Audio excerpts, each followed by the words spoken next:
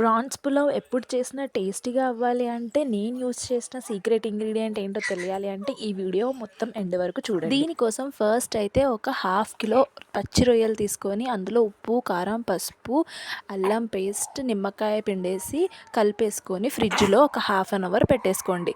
తర్వాత ఒక బౌల్ తీసుకొని అందులో ఆయిల్ వేసి నేను చూపించిన మసాలాలు వేసి ఉల్లిగడ్డ కట్ చేసేసి అందులో వేసేయాలి. అవి వేగాక మంచిగా ఒక 2 చిన్న టమాటాలు వేసుకొని అవి కూడా ఆయిల్లో వేగాక మనం ఫస్ట్ నానబెట్టుకున్న ఆ ప్రాన్స్ కూడా వేసేసి బాగా ఫ్రై చేయాలి. అందులో ఇప్పుడు మనకి సరిపడా ఉప్పు, కారం అడ్జస్ట్ చేసుకుంటూ తర్వాత నేను అన్న ఈ సీక్రెట్ మసాలా వచ్చేసి బిర్యానీ మసాలా. అదే అయితే మన పులావ్కి మంచి టేస్ట్ తీసుకొస్తుంది.